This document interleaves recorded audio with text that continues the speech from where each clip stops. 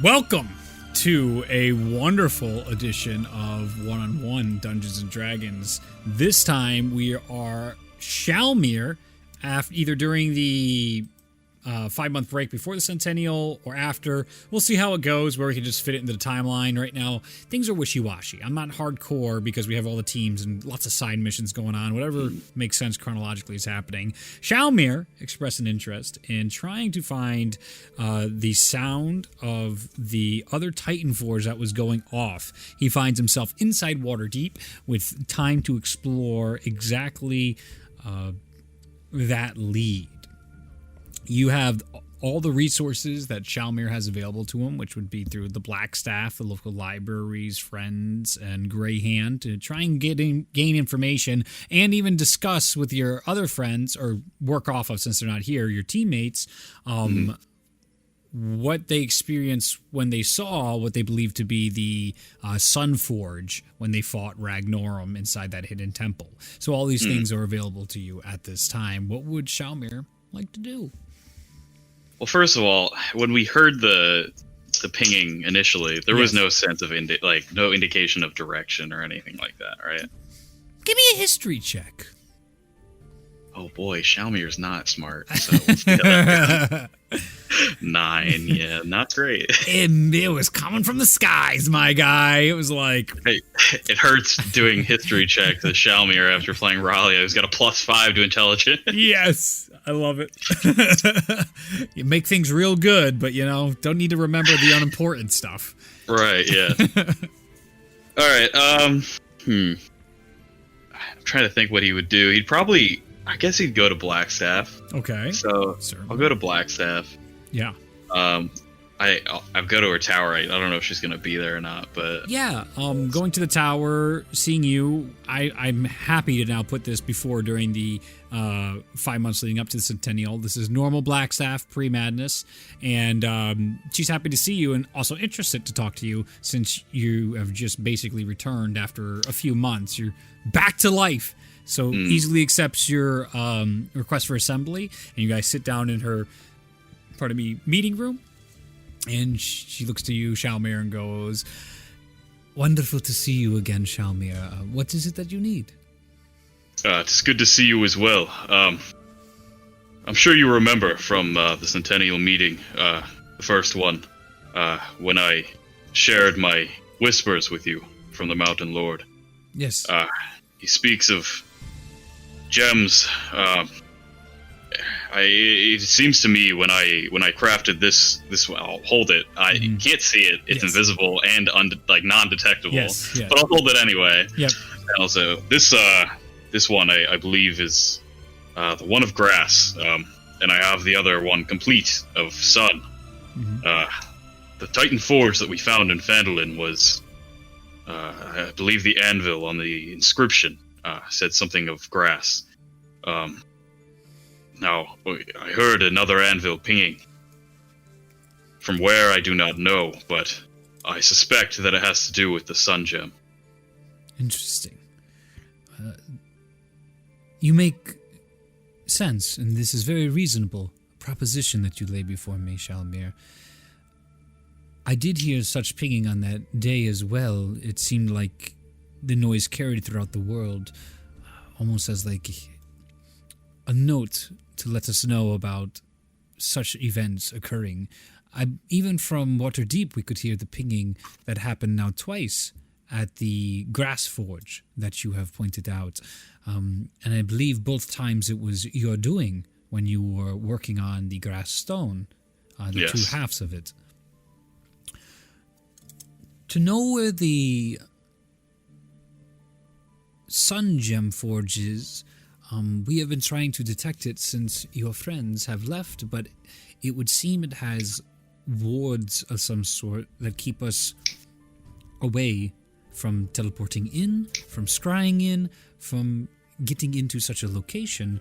And that is not as strange, because this is something that should have picked up on many people's radars in the past. With that said, we do have black box footage you're free to review to see of your friend's journey through the ruin. And if you can surmise anything from that feedback, maybe that would be of use to you. They did get glimpses of what you believe to be the Sun Forge. I didn't look into it, and I didn't have anybody translate the Forge yet, as it just sort of fell behind on all the long list of things we have to do. Yes, and whatever these gems truly are, I do not know, but it doesn't seem like this Ragnorum is specifically after these. So I do not feel bad that you're not looking into this, but for my own sake, I believe it is necessary. If you don't mind, I'd like to look at that footage. Certainly. I will have Salem arrange it for you at the Grey Hand in one of our viewing centers. They work sort of as a how would I say, a vision that you can see almost as if it is an entire wall in front of you. It's an easier way for us to review this information, and we had Anastasia create different types of tools to allow you to travel faster through the memories or slower, and even review certain sections of it. It's a great DVR. Yep. What's funny is these people are so familiar with like illusions, like literally 3D holograms and stuff like that, and they're like, a moving picture on the wall. How do we make one of these movers? Yeah, I feel you. Before I leave, yes, no, of course, there's no rush, but I will have that. I'm not one for investigation specifically, but I'm sure your people went through the Grass Forge at some point. Yes. There was no indication of a connection with other forges, was there? No. What is interesting about the forges and the little time I've been able to spend there since our victory in the war, obviously over the years it's been very difficult for us to research anything because there has been an ongoing war and occupation happening by the forge. From the time I was able to spend there, I noticed a distinct divinity of magic around the forge that is familiar in some respects, that it does not feel as though it is foreign magic to Zenya, but also when the gods cast spells, it becomes all that much more difficult to hammer down the enchantments, especially if it's from one of our major creators. They have wonderful ways of making sure that their greatest mysteries are agonizingly painful to figure out. So, with that said, the forge itself does not leave indications where the other ones are, but I feel like that is part of the information, though. A lack of information tells me there is a desire not to identify where these forges were, which has caused us to discuss why were they made and who were they made for. They're survivors of the collapse, so were these just weapons of war or not? And is there any pre-collapse historical significance to Vandalin or the surrounding area? I mean, I know that it's some sort of battle scene from when we went, but the area itself, I don't see any reason. There's no great mountain or great valley. There's nothing really significant there.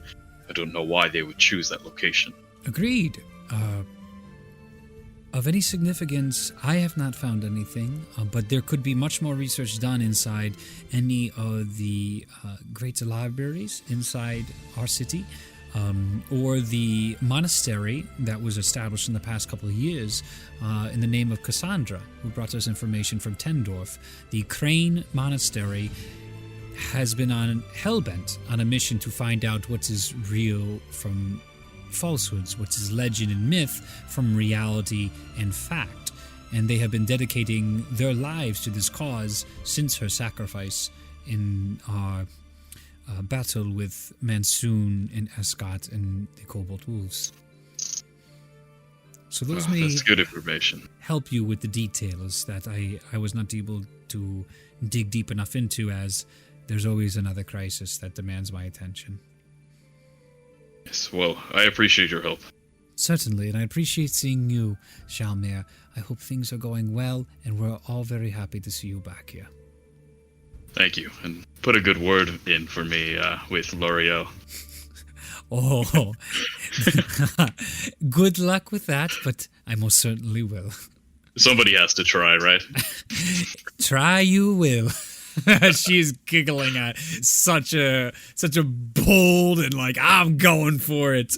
And you get this like, I have seen a many try and a many fail, but hey, you came back from death. All right, I will walk outside. Certainly. I will cast Find Steed. Yep. Summon Yarnbrand. Yep. Now, like an ethereal, flaming horse. Yep. I gotta find like a good reference picture or something. Certainly. But I imagine he's just like muscle bound, like a Clydesdale. Okay. Obviously, Clydesdales are huge, but yes. smaller. Sure. You're able to ride it, but like muscle bound and like spectral flames coming off of him. Well, you can't. You play Skyrim, that's it. Spectral flames are like a necessity on horses. Right. Some music. And then I will, I can go to that monastery for now. Certainly. As you travel throughout the day, you find yourself up the steps of the Crane Monastery. You see statues of Torleaf, of the other three individuals that were there, including Cassandra, who's in the middle, a young elven woman in monk-like clothes, has the biggest statue, and an inscription on hers dedicated to her defense and in her memory of information and the truth. And that this monastery was dedicated in her honor and also her master's honor, who instilled these beliefs in her, who was also killed by Escott during the All War. Of the other three statues, Narmib is in there. I remember that. It's Narmib? Narmib the Shrubber. Yes, he's there with talking to his staff. Oh, yeah. I don't remember the staff's name. I think it was Dave or something like that. Yes. Cassandra, Torleaf, and who was the fourth? Oh, Nyx. I cannot remember that. That's Oh, who it yep. was. But he had a different name, D'Angelo, and it's the fake name. It's not Nyx's name because they never found out who it was.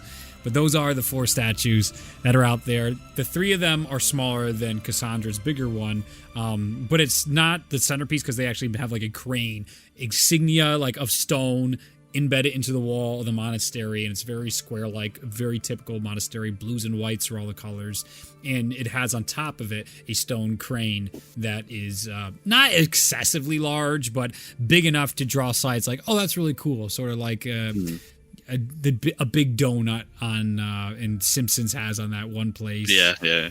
It's one of those. Oh, that's a monument. That's a place of reference for us in the city. Right. Inside there is a multitude of different bookcases. It's basically kind of think the Jedi Temple Library, and you have a big desk with a multitude of different archivists in there that are behind reviewing papers and busy at work. Other people are quietly studying as well, and the floors go up only about 3 floors. It's not a super tall building. It's clearly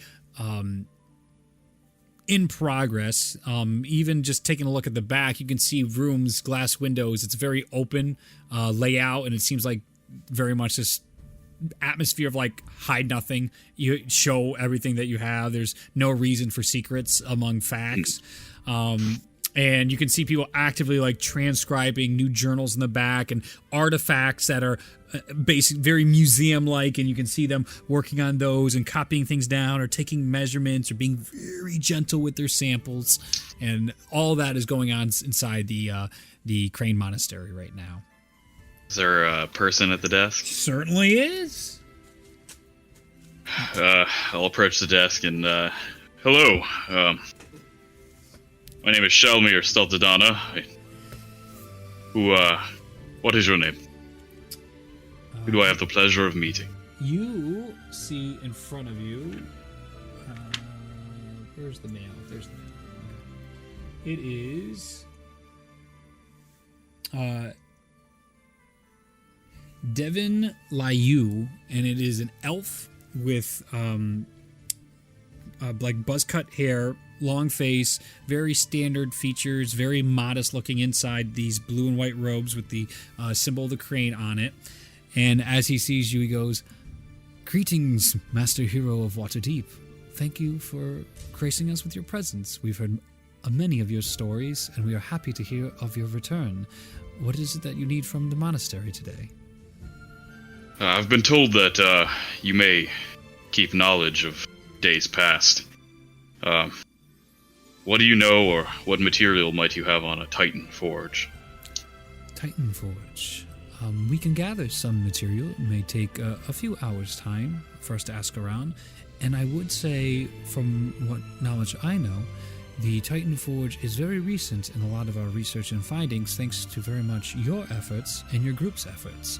But we may have other archivists that may have added to the entries, so I would be happy to gather that material for your review.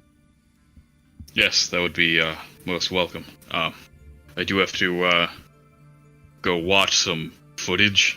Not exactly sure what that means. But I assume that will only take a couple of hours anyway, so... Wonderful. I will be back then. Terrific. All we ask is that you fill out the sheet, and he basically... I'm not going to roleplay with you. He gives you a library card, basically. And it's just a way to track you down. You break their books, they're going to put you in jail type of shit. Right. But it's very chill, especially with who you are. I have mending. If I break a book, I'll just mend it. Look, it's fine. There's nothing on the page anymore. It's fine. It's not broken. That's what you said. It's not my problem. It's that right you did. here. As it like flips down and there's all these other details. On the fine print. Cool. So you go over to the Gray Hand, and it is all set up for you. Salem is not in, but you do get to see Calgary, and he goes to you, he's like, "Hey, good to see you, Shalmir. It's wonderful. We have everything all set up for you. We're about to head out for some more missions. Salem actually was out on some business with one of your friends. He won't be back for a while, so they pushed the task onto me, and I got it all set up for you. If you just follow me down here, and I'll get you explain all the stuff, and then I'm going to head out. Does that all sound good with you?" That's fine. Yes. Takes you downstairs, and you go, again, feel this shifting a bit as you go down here. Like, it's this ever evolving, and it just is like another room and another room. It's just way bigger than it should be. And as you get to a door, it seems like the room itself almost comes to meet you guys. Not quite Harry Potter-esque, like the stairs are meeting the right rooms, but almost like, right. I want this to be behind this door. And as the door opens, that's the desired room.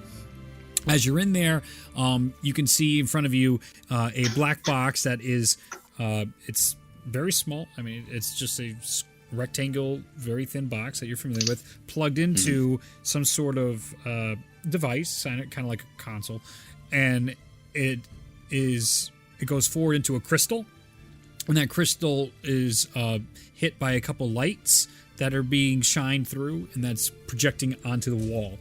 Next to it is basically it's an analog stick, basically, and you can go like left and right is forward and back, up and down is play and pause, and to the sides are like step forward, step back, and I don't recall what the back two are, but it's again one of those features of like slowly going through and reviewing footage. Calgary explains that to you, and he goes, this is some interesting stuff that we have definitely pondered over for quite some time. It's dense, and you have hours of footage you can review and watch through. If you have any questions, I'm leaving in charge here to watch the whole thing, just in case you have any questions or if you break anything. Callum, he'll help you out. He is a long veteran, Gray Hand, and he'll take fine care of you, and he's part of the research and development division inside the Gray Hand. And you just see a normal human, black hair, gray eyes, his hands underneath, leaning against the wall, and just gives a friend like, "How you doing?" Well met, my friend. Well, I appreciate it. Calgary, good luck on your journey, or whatever mission it is that you're going on. Well, I'll find out as soon as Blackstaff briefs me. I'm off to see her. Well, Good luck with that. Thank you. Take care, dude. Yes, goodbye. And he leaves. All right, I'll just sit down and play. I'll push the analog stick forward. All right. Let me just write one more thing down.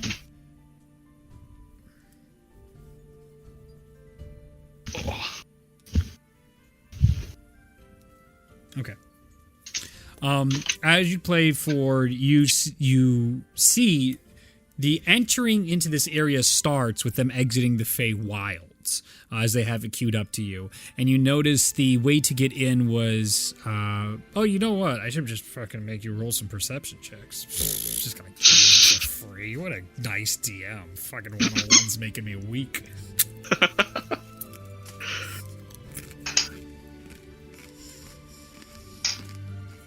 Got a 16. Not bad. All right. Obviously enough. They didn't know teleport when you guys were fighting Orlith, and this strange angelic being was opening up these portals. It would seem to enter into these areas.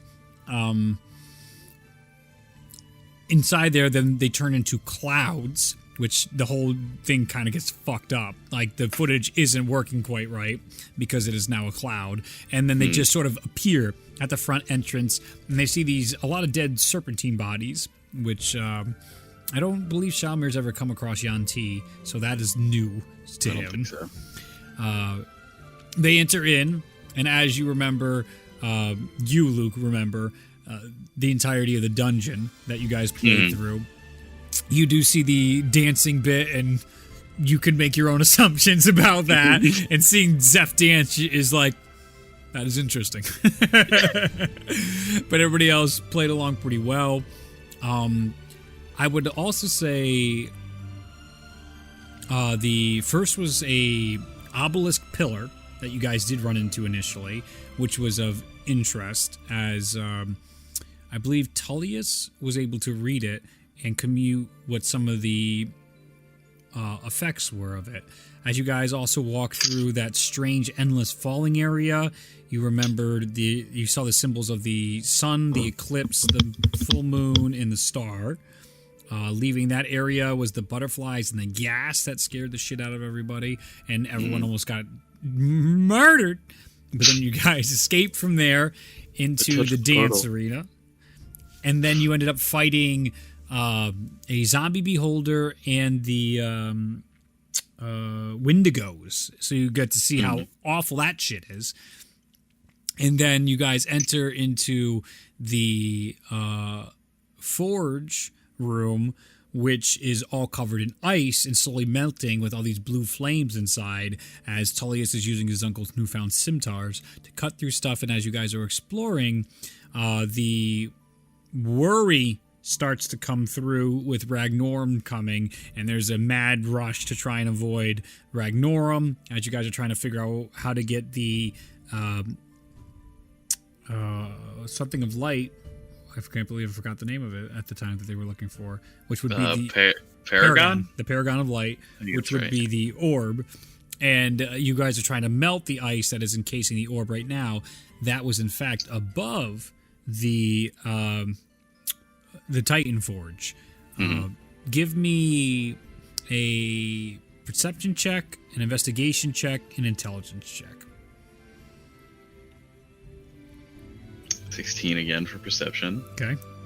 17 for investigation. Not bad. Well, there's smarter people I can tell this information to. 0. I knew a natural one was coming with a -1. Oh my gosh. Fuck, this is interesting now. You notice things, but you have no idea what they mean. Oh man. So, when the explosion happens, it's very difficult to interpret what's going on in the forge. I would say with your investigation, you do notice... God. Oh, it's so close. There there were bodies near the Titan Forge. There was two in particular. Two bodies near the Titan Forge or at the bottom of the Titan Forge that looked frostbitten and decaying, that were, in fact, at this place. They look of small stature, so anything from a gnome, dwarf, or halfling could be what those two creatures were. The Titan Forge itself, I'd say, as you're going through the film, difficult to read because the black box, it's like one of those things where you clearly see there's writing on it, but it's like enhanced and it's just blurry. Like you just need to be there with a better angle. They had to be purposely looking at it. I know that throughout the entirety of the fight, no one gave a fuck about the Forge, and no one investigated shit about it. So anything you get there is difficult. What you do find on the walls are stories difficult for you to follow, but it's like, it looks like some sort of telling of of some angelic creature that was in pursuit of some object. You got bits and pieces of that, especially because the black box, I believe, was with Tyrion during all this, so he didn't quite see every area of what was going on and what was being inscribed in the walls. But what you did see when it was melting was actual art depictions of something going on, of some sort of historical account that clearly had some significance that is lost upon you, definitely for not being there. Then the fucking mess of Ragnorum happens. And even with a 0 intelligence roll on that, you're like, that's bad news. Yeah. Ragnorum itself, you get an image of what he looks like. I believe, yeah, you would have no other reference besides that. So that is exactly as he looks.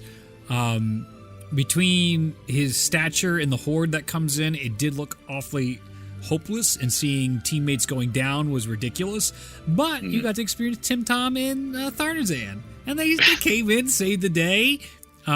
Zeph rope tripped out of his dimension. It was like, I'm getting the fuck out of here. And once you guys leave the Titan Forge, you do notice another obelisk pillar, and Ulyrus ends up using that pillar to open some sort of portal to leave literally through the walls that you actually see on you right now. You could see the Chosen actively painted on these walls fighting at the final stand of Nature's Hold, something else that you've only heard bits about but have not experienced, which strikes you as very odd that this ancient place would have something that was a current event. So that is what I would say through your review of the footage based on those rolls. What you're able to gather about that Titan Forge is it's a very clearly magical place of interest, and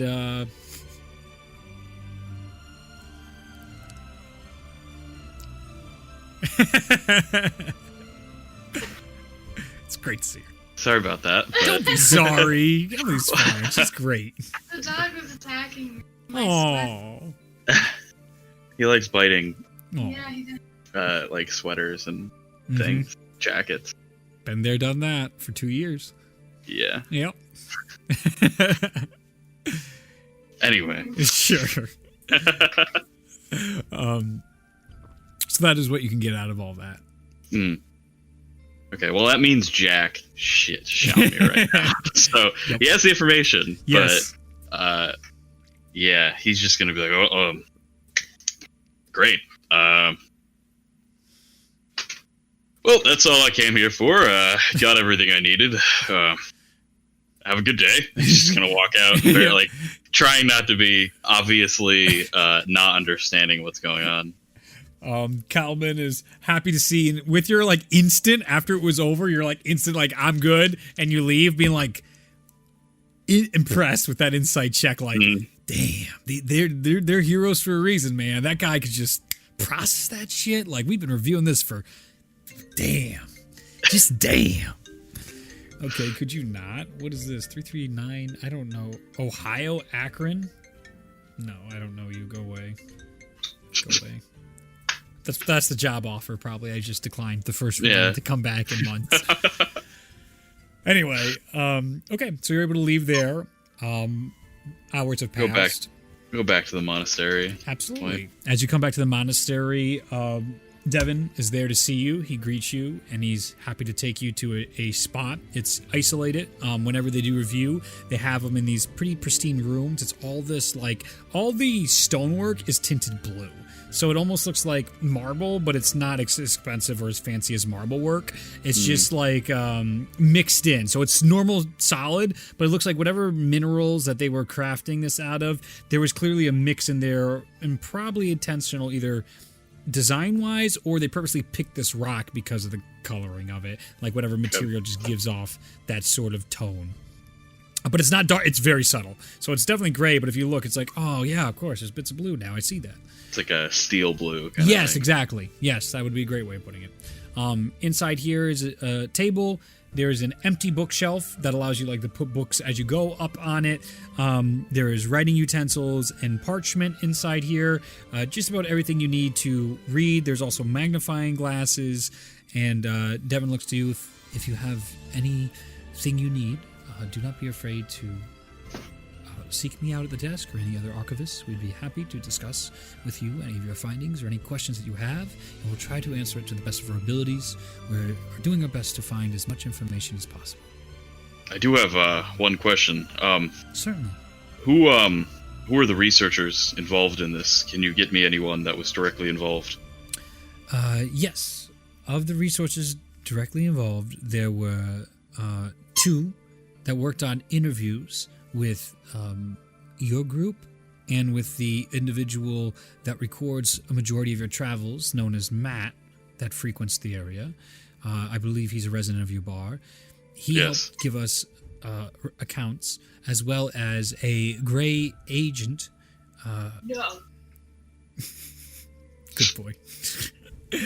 As a gray agent, vetted this work to make sure it was all as accurate as possible, but also had to put a security clearance on this information, and we only grant this to you because of your contributions to protecting Waterdeep and your standing inside the Grey Hand.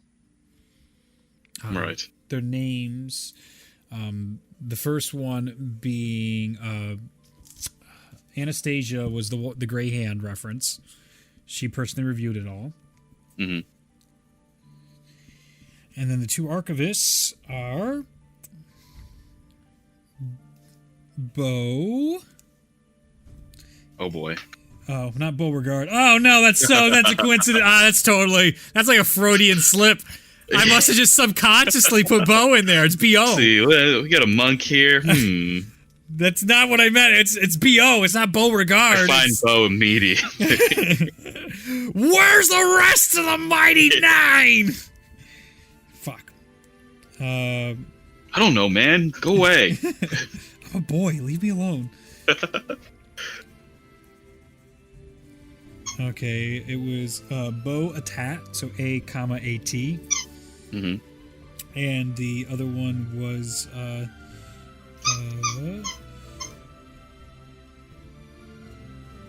the hell did I write it as? Dude, 4 names don't make any sense to me because I'm a stupid unconscious swine. No Fret. So it's probably not how you say that, but it's Nofret. Imhotep, which is obviously of Egyptian descent.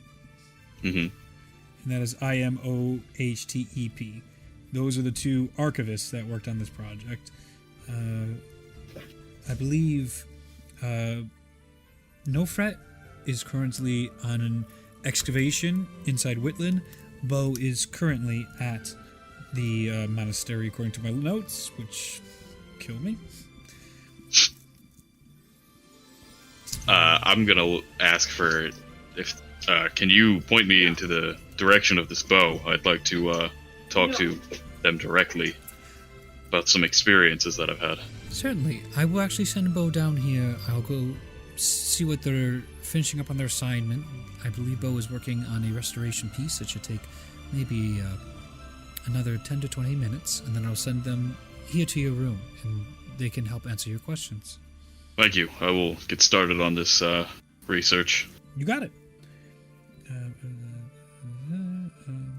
Yeah, start reading stuff.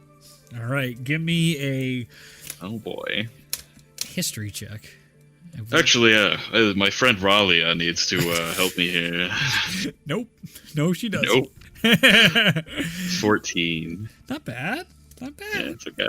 You're not going to find Better it roll. crazy, but all right. So as you're reading through stuff, a lot of it is the accounts of what you experienced. You do get some added insight because you were so focused on the forge of like other things that people saw. There was an event even with Tullius having some like ice attack, which obviously makes more sense now with the ice goddess protecting him. But as that went, that scenario, as the madness creatures tried to poison him, he was protected by ice. As you which also and it occurred as well during that with the I guess at that point, yeah, you saw not Ignatius with Tullius with the markings that turned white on him and then eventually faded after going inside the pools inside that area. But everything with a 14 is pretty on par. Anything that you start reading about the history of the Titan Forge, you start moving books around like, I know this, I don't need to reread this right now. It's not really adding much. You only get very surface level information about the location of Fanlin, how it is new since the collapse. It's only a recent settlement in the past few hundred years. Mm-hmm. Nothing of great importance, as that was pointed out and sought after by many of the archivists and the individuals in Greyhand that worked on the project. No rhyme or reason for why the forge is there or the history behind it at this point. Trying to read between the lines, it's not really making nothing profound connects with Shalmir. Right. And around the end of that time, you have Bo enter the room. Bo is a, I would say, very Egyptian-looking, for our reference, male who is probably only around 5'9" in height. He has short-cut hair like many of the other monks inside here, but not all of them do. It seems like some of them like to adopt the tradition. Others don't see the need. There doesn't seem to be a strict code on that. In his white and blue crane robes, he comes to you and he goes, "Greetings, Shalmir. I am Bo Atat, and it is wonderful to meet. I heard you requested my presence as you were looking into some of my research on the Titan Forge." I did. As I'm sure you're aware, this topic is very dear to me. I witnessed the accounts that the Greyhand have.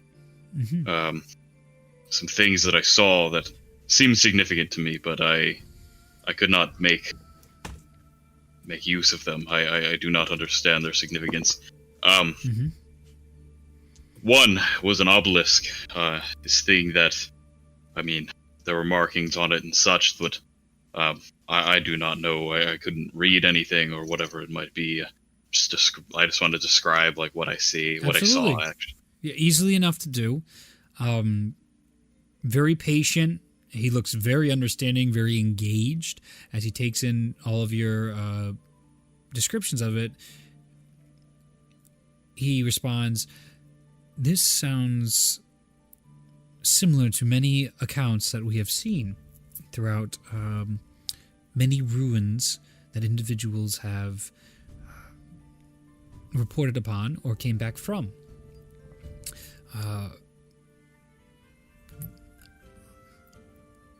These obelisks or pillars seem to have some sort of connection to our world, and it is difficult for us to tell without actually being able to use one exactly what those circumstances mean and what they are used for. What we were able to gather from what research on these, we've just been calling them obelisks or pillars because we do not have an official name for it as of yet, and we don't know their functions of use. But with those functions of use, from Ulyrus's account during this journey, it would appear that he was able to alter the physical attributes of a wall, allowing your friends to escape, which is very different. It's clear evidence of some sort of arcane mechanism, so it is magical. And Tullius said he was able to unlock doors with it. So if these are door unlocking devices, that would be of interest, but we would see more of them outside of places. If this was a consistent theory, we would see them as a common safeguard of perhaps pre-collapse technology. We would see many of these obelisks still around today, based on the shape we have seen reported on by individuals, or based on the Grey Hand accounts of what they saw from your black boxes. There's no indication of these obelisks near Vandalin, are there? There was nothing in our research that indicated that there were any obelisks of the sort. Perhaps that's the key to finding out where this other Titan Forge is. It most certainly could be. You believe there are more Titan Forges. It would stand to reason that there are more, but I am curious to hear your hypothesis. Why? Certainly. What I saw in this vision, there were, well, not really a vision, a screening or whatever.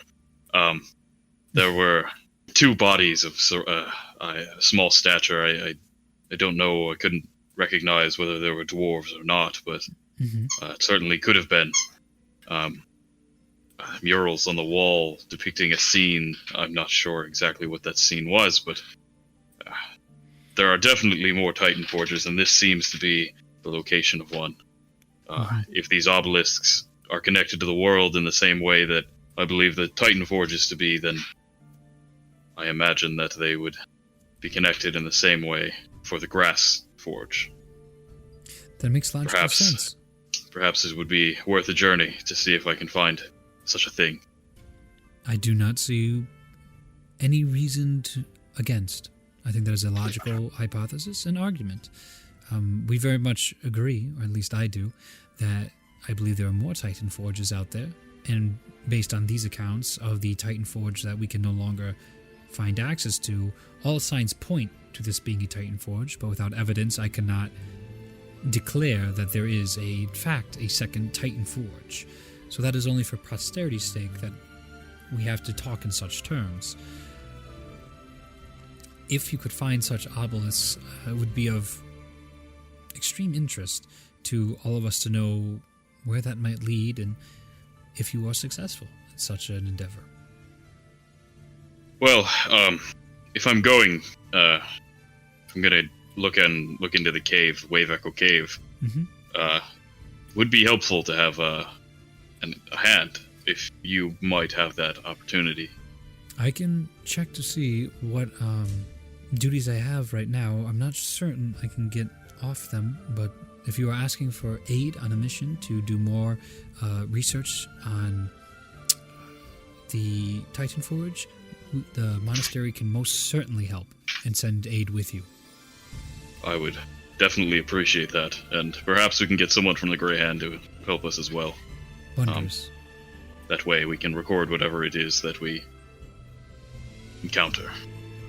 Wondrous. We will do this at once. I'll start making the arrangements. Is there anything else you need of me then? No, I don't think so. I think it's most important that we get this done as soon as possible. This is wonderful news and most exciting to me. I appreciate you taking such interest in this for your personal reasons and for my own love for this research into the Titan Forge. I think it is one of the most interesting and important subjects in the world, and I would love to see more information come out about it. Well, I appreciate it. He nods, and then he exits the room, wishing you well.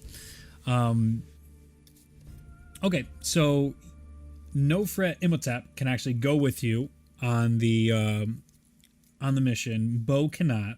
He has more work to be done around the Crane Monastery. So Nofret, she will be going with you.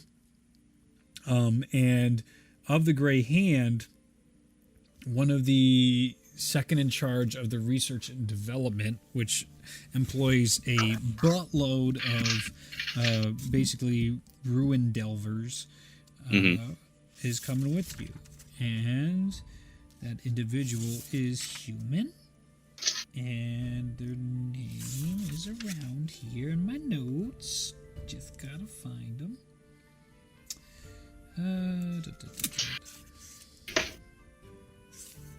There you are. Just Adrax is his name. He is. Just Adrax is his name, Yeah, or just Adrax? Adrax. He just goes by. Okay. Adrax. Yeah, no, that would be weird. My name is Just Adrax. Yep. Wait a second. Hey, Just, how you doing? I'm just Adraxing along. Adrax. Okay.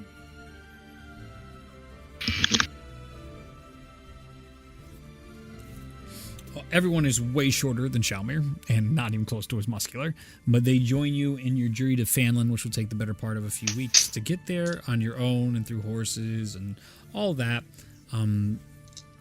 Once you arrive in Fanlin, you get a feel for the town, and the individual in there are friendly to you and especially receptive of seeing more people. Individuals are receptive to seeing individuals from Waterdeep that are part of the Fellowship. That is on very good terms with everybody inside Fanlin. Expressing your interest to investigate more Wave of a Cave. The dwarf that normally gives the tours is currently sick. So you get one of his other dwarven friends that runs the guide to help you along, but he has strict rules not to harass you for you've been here before. You've done stuff in here. And you're able to enter in and also find Ipso as well, hard at work with getting his way through all these different basic breastplates, swords, shields, everything he's just been working on in here. He's currently on a break. He has his blacksmithing gear on, but he's shirtless. He has just covered in all sorts of soot and dust and oil, and one of his rags. He's got all sorts of the soot all over him, and he's taking a drink of water right now out of his canteen, just hanging out in the heat as you arrive with the Crane Monastery Nofret and the Grey Hand Adrax at your side. Hello, Ipso. How are you doing? If it isn't the prodigal son, good to see you, buddy, as he stands up and comes over to you and embraces you, gives you a big hug, and it's wonderful to see you again, my friend. You as well. It seems you've been hard at work. The Mountain Lord keeps me busy. He keeps telling me to keep creating. Don't stop the forge. Continue to stroke. Continue to hammer. Make sure that we are prepared. I don't know what we're preparing for, if it's today, tomorrow, or 1,000 years from now, but he gives me the power, as I'm sure he's gone through your hands, to create these items through this mythical forge. It's something you dream of, being a smith. But also exhausting, and I would like a break at some point. Some of these items seem a bit beyond you. They are. They most certainly are. This is a lot of time to practice and refine, and the forge makes things a lot easier. Sometimes I make a mistake, but it's okay. It's like I didn't. It's like I made the correct forming of the material instead, or I hit it in the right place instead of the wrong place. It's like the forge itself is creating with me or for me at times. Interesting. Well, I wish I had time to actually use the forge, but I have other pressing matters. No worries. I'm looking for another forge, similar. This one, I don't know if you've read the inscription on the anvil, but this one is of grass. There should be 4, at least to my knowledge. Mm-hmm. I would show him the sunstone, but yeah, I can't. Yeah, that's fine. So yeah. Have you seen anything, an obelisk or something of that sort? It seems to be connected to this world, and it might be connected to the forge as well. You see, start thinking a little bit. I don't think so, and I feel like the old downer that runs the tours would have seen something. He cleared out every single room inside Wave Echo Cave here, and we didn't find anything of the sort like that. Obelisk, right. You say, or pillar? Yes. No, I haven't. Could be hidden in some way. Any weakened walls or murals, something like that might be exploitable. No murals, but when you fought, we patched up that bit in the ceiling there, and that's where all those creatures fell through, from what I'm told, and you guys fought them and beat them to death. I mean, that's obviously up for exploration if you want to try and get up there. Right. I suppose it's worth it. One of you two think that you can get up there. Probably not my expertise. Yeah, both of them are capable. Basically, they're like, if you give us a boost, we can get up there and start looking around. Yeah, I'll do that. And I'll cast light on their boots. Sure. First, they actually got knocked down, though, because it was all patched up. Yeah. So, takes, with the help of Ipso as well, he takes the break and enjoys company. People to talk to. Oh my god, COVID. Does Ipso happen to have a brand new hammer that he's using? No. It's too early. I did put that in my notes. You can go pick it up at the end of your quest. Ipso's going to bring it to you, but I'm like, it just, time-wise, it's like, literally he got it like a couple weeks before you guys had your Centennial. Right. You guys are easy enough. It takes the better part of another couple hours to start breaking it down, the cement, and carving into it and getting to the right areas. It's very clear which one was filled because there's a discoloration, even though they're similar. It's clearly like, okay, that's newer rock. That is old rock. Let's go in there. They both have these... they seem very well equipped for archivist work, especially in ruins, and they have both on their shoes and their hands materials to basically like dig everything into the wall and pickaxe their ways around difficult and rocky ledges. This appears to be something that they are not only used to, but they have built tools for navigating these types of obstacles in the past. I would like to just, when I get the chance to pick one of those up and just really look at it and see like how it works and what it is. That's probably going to be a tinkering check. That is a tinkering check. I'm not asking. I don't know what that would be. I think it's intelligence plus any modifier. Yeah, I know you're going to be. Shalmir goes on an intelligence quest. Yeah. Hey, you asked for it. No, I get it. It's just funny. 16 actually. 16. Okay. You definitely get the structure of it down.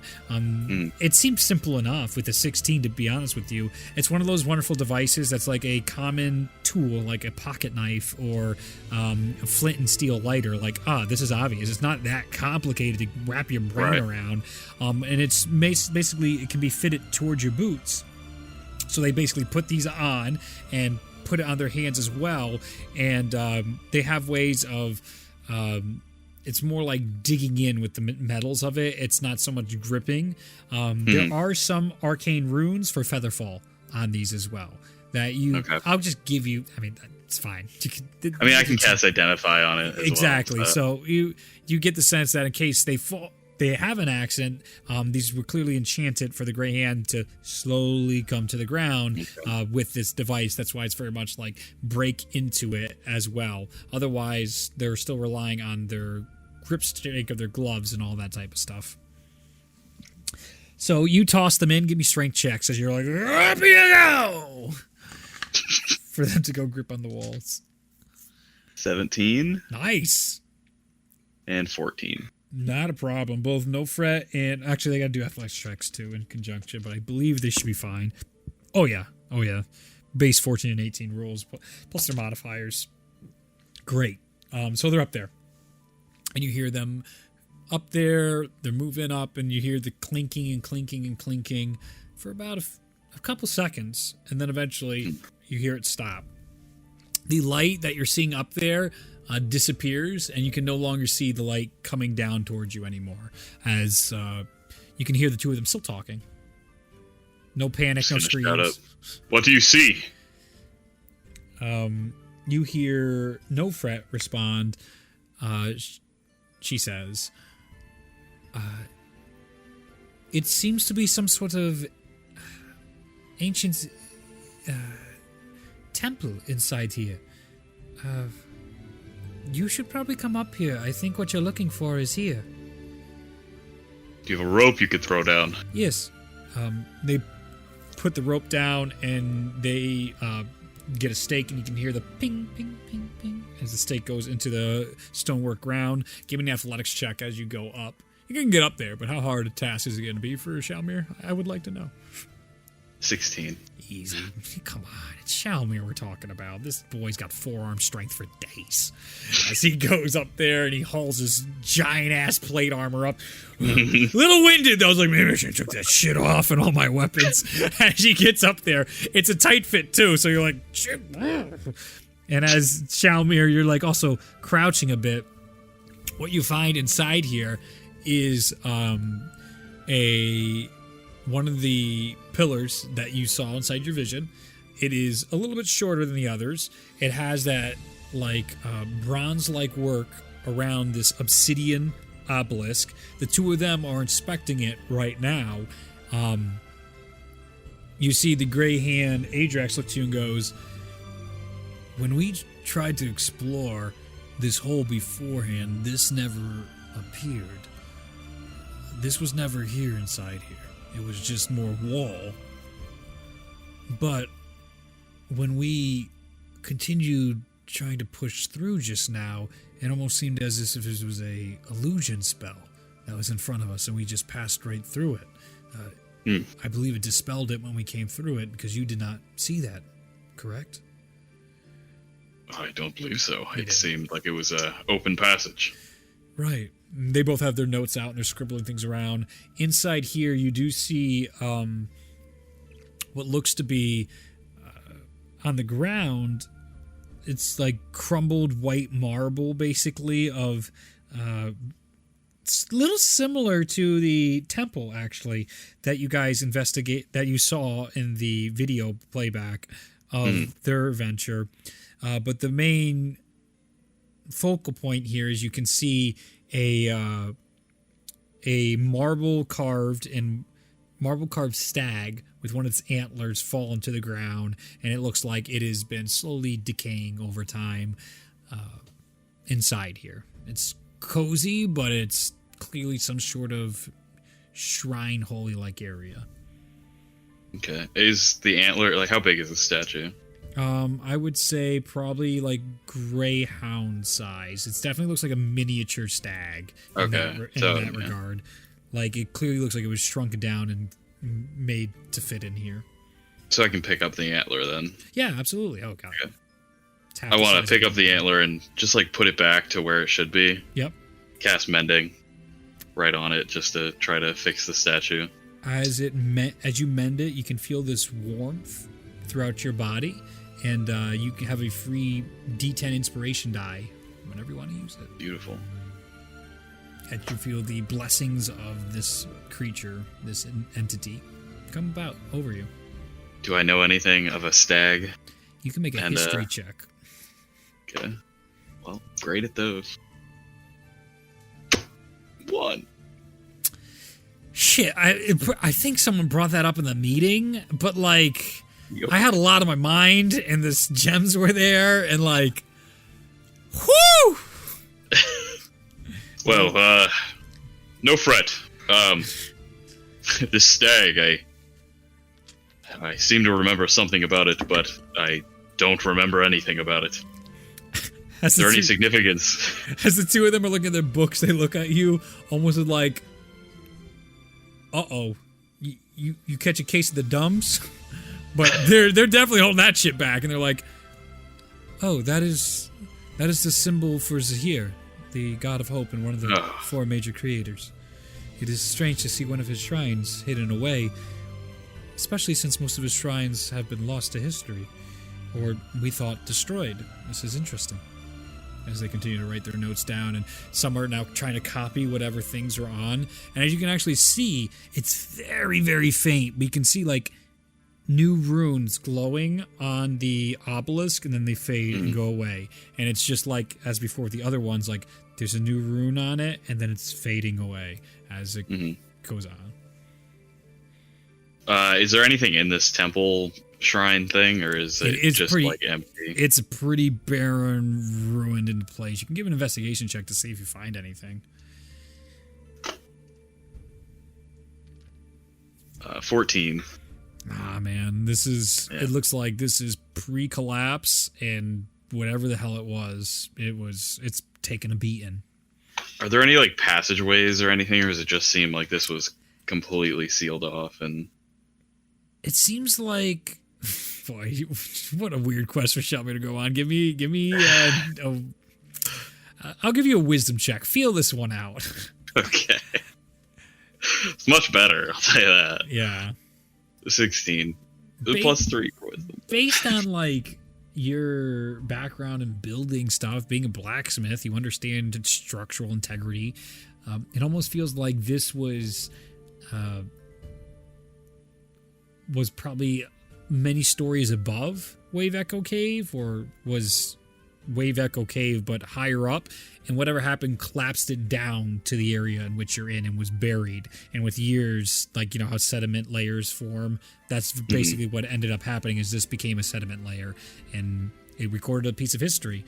And for whatever reason, the walls didn't collapse around the shrine, and that's not normal for how rock's behavior forms and experience the mountains. There's normally not just giant open rooms, unless, in your experience, the mountain lord's like, "Hey, here's a giant open room for you for some divinity." Divine intervention, so you can put that. Yeah, I'll just walk up to the pillar. I want to touch it. Yeah. See it. I probably don't feel anything, but it's ice cold to the touch, but you can feel the grooves in it as each rune is formed, and you can feel the groove, and then it disappears and it's smooth until the next rune forms below it as well. It's in a language that you don't understand. No idea what the fuck that is. And the bronze work around it is still very well intact, but you can see it is aging, and it looks like it has that green tint to it that happens with bronze as it gets corroded over time. But it's alive in here, you know. It's still functional in that respect. I'm going to attempt to cast Identify on it. I doubt anything's going to happen, but I'll attempt it. Yeah.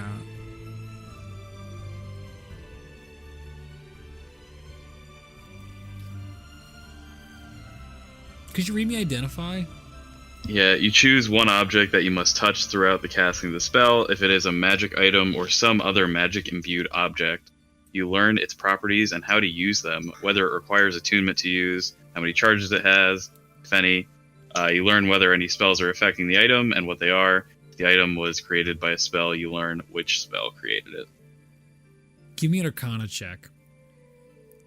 You need to be able to push through to learn this information from this device. It's clearly pre-collapse and purposely made for a Identify spell to make someone work for it to get through. You have to be a competent wizard to understand what this is. I just want to say, I have rolled so many 16s with a bunch of different modifiers today. It's so weird. What do you got for this one? The 16. Oh, just a 6. Oh my god. Yeah. It is clearly magical. It definitely operates through some means. Potentially the... Nah, you wouldn't get that much, even that much. Oh, no, but you saw Ulyrus use it. So, no, yes, that would work. So, potentially through the same console, that you saw before where the inscription is on the front of it. Touching it, it doesn't allow you to go in or trigger it at all. You don't understand how the heck that works. You feel a clear, almost magical mental barrier preventing you from using it as well. Through the identify as you're going through it, there clearly seems to be something it's looking for, and if it doesn't receive it, you can't access or use it. Right. Before I do this, actually, before I go up to the pillar, Sure. everything, I just wanted to cast Detect Magic while I was investigating, see if there's anything around the room. I'm rolling back a little bit, but... No, that's totally fine. The only other magical thing is the stag inside the room, and it has some... it's not... What do they call the Divinity School of Magic? Is it fine? Is it not? I thought so, right? Let me just double check it just to make sure I'm not speaking on my ass. 5e magic schools. Just for posterity's sake. Divination. It is divination. Cool. Yeah. Okay. So I believe. Wait. Is divination something else? I think so. Yeah. Divination's like... Just saw one that was Centered divination. around revealing and granting knowledge of information to the caster. Useful for reading ancient scripts, identifying magic items. No, that still might work. Okay. Yeah, no, that definitely works. This is Okay. divination. Yep. Well, I'm just gonna while I'm touching the pillar, so forward again. I'm going to use my what's it called? I can't remember because I've only used it like once. It's here somewhere. There's so many things in here. Thing where I turn into a weird thing. Oh, ASMR? ASMR? Yeah, I can't find the actual name of it. Where is it? Did you lose your ability, Luke? This is embarrassing. Absolutely not. There's a performance issue. There it is. There we go. Radiant consumption. That's Radiant what it's called. consumption. So do you the just skin turn just, into like, that? Yeah. Nice. So his skin just starts like at the hand. It starts turning red, like red hot, Yep. into orange, into white hot, and it keeps going up his arm. And then it starts cracking, like as if you're hitting steel. It would crack, and the I love oxidation would fall off. Mm-hmm. And then his eyes start glowing bright white.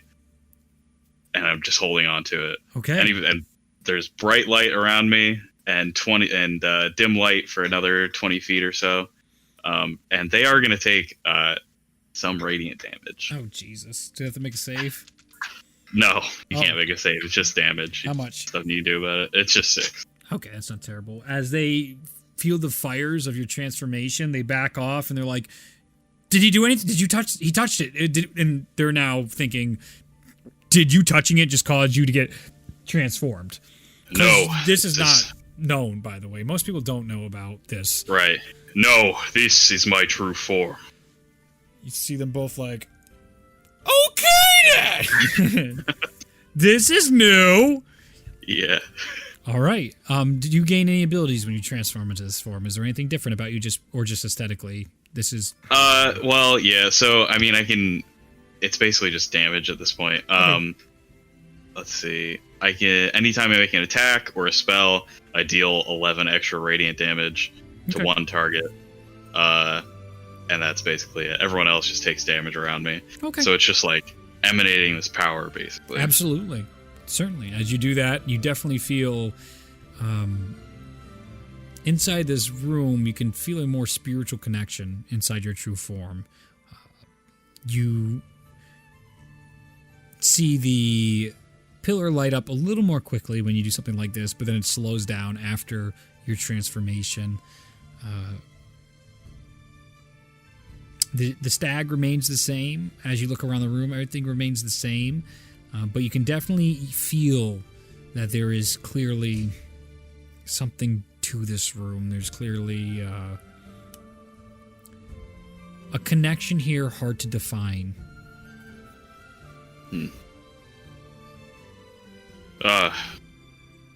What do either of you know anything about the Mountain Lord? I mean, I doubt it, but...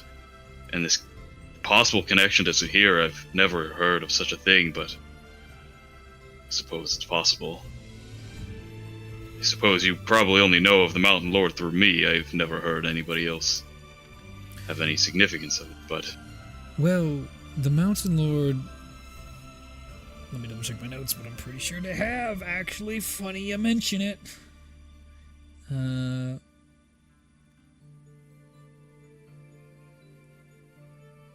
that burns. It hurts. Okay, that's all that. That's all that.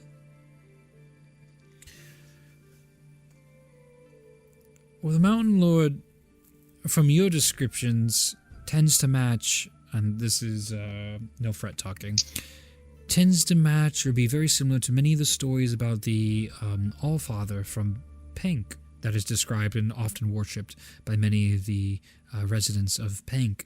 The one that is said to be responsible for creating the dwarfs, the giants, the gnomes, and the halflings. And they say his skeleton still sits outside the sands of Lenil, the capital of the kingdom. The Allfather may have had other... It may be him. It may be a follower of the follower. It could be a different branch. It could be an avatar of the Allfather, who the Mountain Lord is. All that is without proof, and we do not have any evidence. That's pure speculation. So there could be some connection, and his involvement would make sense with Titan Forges, and through our research as well, the master of creating items, the master of smithing, the one that guides hands, is often used in the same vein as how you describe the Mountain Lord and his reinforcement of your faith and your abilities. It stands to reason that he would have some sort of involvement in the Titan Forges, since they are so structured around creation and making and smithing, as you have described in the past and what we reviewed from our notes. It's clear that there should be some sort of connection, but there's no evidence for us to make any clear conclusions to this point. You described these 4 races: dwarves, halflings, and gnomes, and giants, I believe. Yes.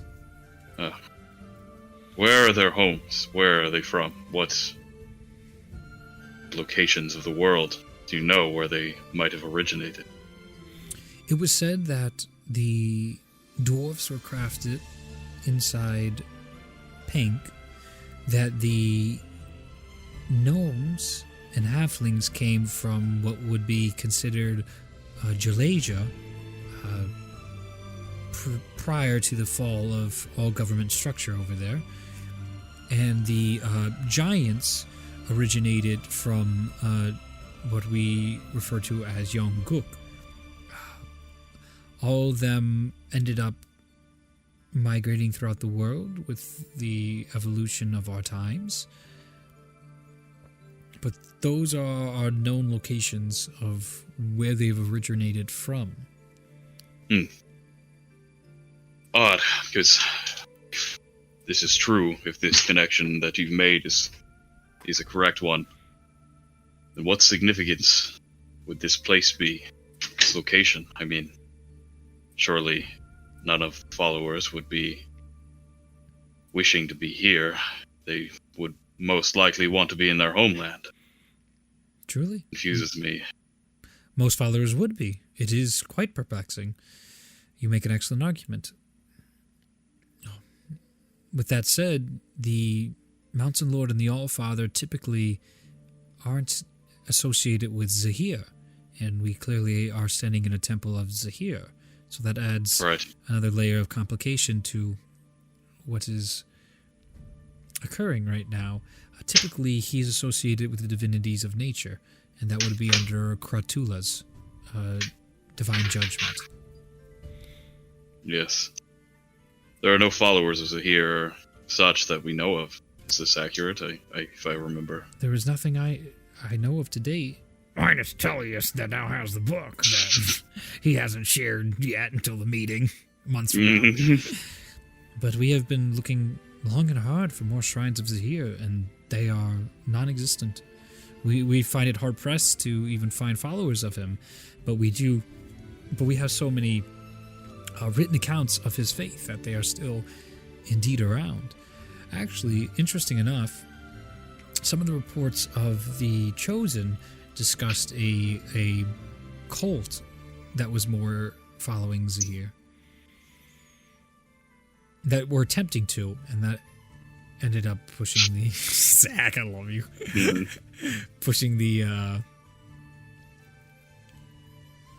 conflicts that occurred during their adventures. Where was that located? Do you know? That was in Jalasia. It's where you fought, actually. Right. Fought. Let's go, Bilal! Just gone in moments. You got some perhaps in there. Yeah. Well, perhaps more information would be there. This is good to know, but I don't know what we can pull off of this. I am not the best of investigators, but whatever you can pull, I'd like to know. Certainly. This is a great new step in a new direction. And we now have the next chapter to figure out what more information there is about these forges and such obelisks. And now that we know these obelisks may be indicators of Titan Forge locations, we can start reviewing any legends or strange sightings of such pillars. And maybe that will lead us to what you desire, the other forges. Yes. Well, I appreciate it. All right. Is there anything else you want to attempt before we're running out of time here? I don't really have... Shalmir doesn't have too many abilities, and my intelligence is not high, so it's hard to want to do things like that. I mean, I'll cast Identify on the stag. Yep. It's just a porcelain stag that has the blessings of Zahir. Yeah. It's as magical as a talisman is of any divinity. Yeah. Yeah, that's all I got. Cool. It was a fun little adventure. We got more. There's plenty more you can do with Shalmir and all that, but we'll see once the whole group comes in now tonight. We'll see how you guys want to divvy up the other quests you guys want to do after you fight to the death.